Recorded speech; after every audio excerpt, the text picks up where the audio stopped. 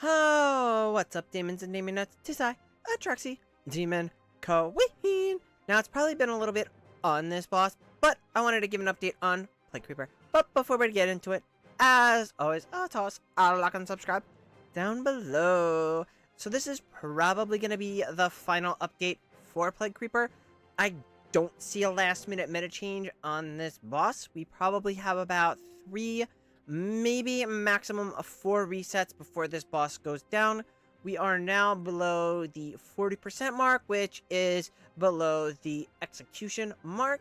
Now, I had predicted that Nara and Vala both would be a flop here, and I was not proven wrong. So, we're just going to stick with what's working, and I'll just kind of cover that. Alrighty, so this is kind of the go-to build right now. It's going to be Floribel, Thorin, Cicia, Carolina, and Cassidy. Now, I did try to replace Cicia with Nara, and it did far worse.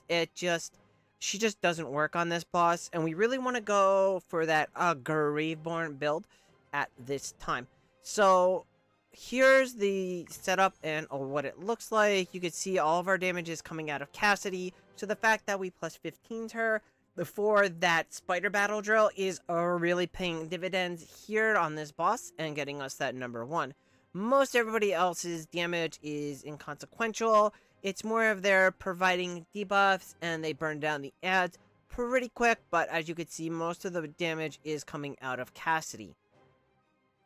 Alright, so we're gonna want as many points in Graveborn as possible. Now, I did min-max my talent trees to get down to the 3rd tier.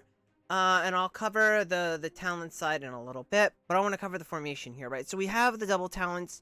So we're making sure that Cassidy gets Resonator and Carolina's getting the other tile buff for Graveborn. Then we have Cicia in the middle, Thorin out here on the side with Floribel up front, right? So we're not really utilizing Thorin's shield. We don't need to use it here. This just kind of maximizes the ads and the heroes getting hit by Cassidy's wave, right? So for max buffing and damage potential in that area. And then we have Carolina, obviously, she places debuffs out with this, but she's pretty good single target. Well, out of the Graveborn faction, she's the best single target caster, right? Because we want magic damage. That's primarily where all of our damage is coming from. It's magic damage in this case. So, alright, let's see it in action. Right, and so Thorin's there. We want to keep him there because he does debuff the boss. Even though he doesn't have his seasonal skill anymore, he still debuffs the boss.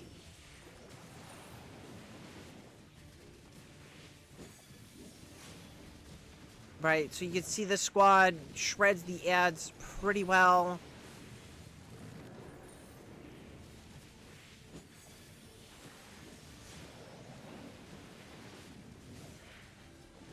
So we get, I mean, you do get damage contributed for killing the ads, but the quicker you can kill the ads, the better.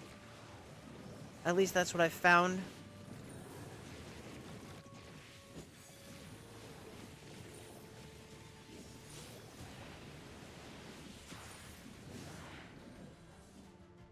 And there you have it. Now, that only showed 1919. I don't know. The numbers are all wonky. We'll have one number here for what we did. We'll have another number, obviously, what we saw finished. And then we have another number here, obviously. So the numbers, they're all wonky. They're all over the place. But let's go into the talent side of things next. So you go to your Rezo Hall. Now, you're going to need a decently sized Rezo. I think it's like 610 to unlock the 3rd tier, right? And you do need to do a little min-maxing. You do need to, I think it's 18, 12, 14, and then 20 to get the 80. So you do need to min-max it a little bit to unlock this.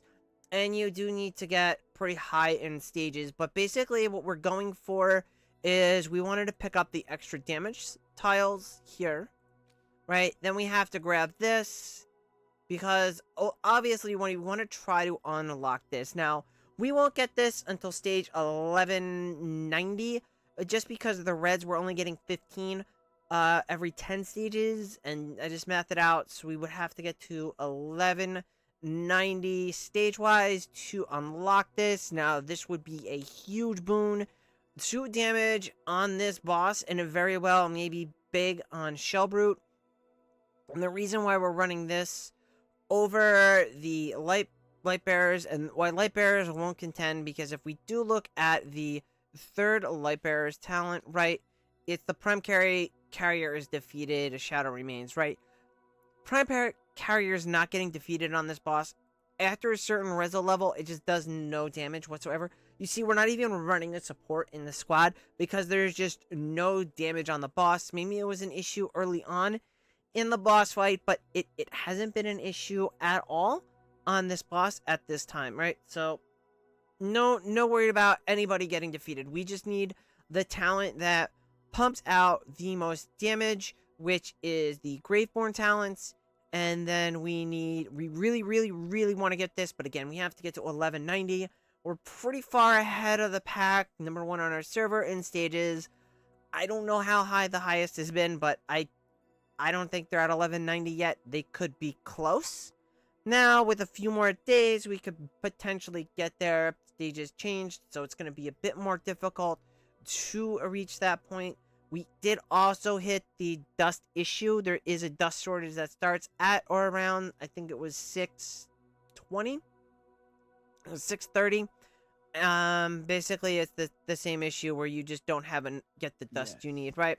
So we're getting about 2 of the 1 levels a day, maybe a little bit better with the daily quest, but that's only an extra 200. So we're kind of struggling there. So it's gonna be difficult to get those right unlocked, because you see we have 2100. So that's only 2 unlocked we're getting per day. Not as bad as, say, 1 a day. But still, it's gonna be a little rough.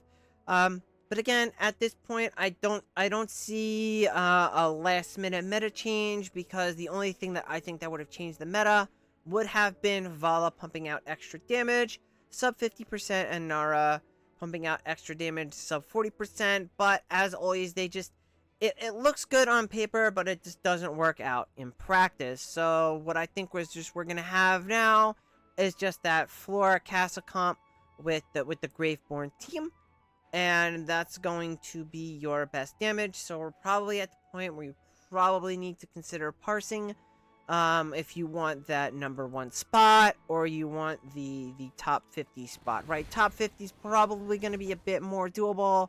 Number 1 might be a little bit more competitive. I don't know. We have a pretty good chunk of damage. You just want to make sure that you're now considering when you're doing your runs for maximum damage and parsing. I will say, as far as it goes for damage for min-maxing and scaling, so whenever I try to do the 1 slot that's a little bit higher, it always seems to work out better when they're all about even. So I will point that out, that you may want to just kind of even everybody out for this boss so it performs better. That's just what I've observed. You would think that these 2 could carry it, but it just doesn't seem to be the case. So the first parse that we do per day has been the best one, because we've been typically averaging the same level. Because if you notice the trend, everybody's about 6, the same here, about the same here, right? We have about the same damage. These 3, when they're the same, it does the max. When we were testing out other comps in the past, right? When we have, when they're different, right? It does, see, they were almost all the same here. And I had, so it's a weird boss. I don't understand. I figured with the carry spot, it would be a little bit better, but it appears that we need to even everything out. And that's it for this one. I wish you luck, and may you get those high creeper scores, and maybe get number 1 or get top 50 to at least be an internal description. and get your maximum rewards, right? Because obviously we want to be top 20 for the extra reds, because we do have a couple heroes we do want to build up. If not, hey, we can start building the next guy to plus 25, like a Taylene. That's probably going to be my next step after I get my Ludo done. And that's it for this one. If you have any comments or questions, feel free to toss them below. Bye!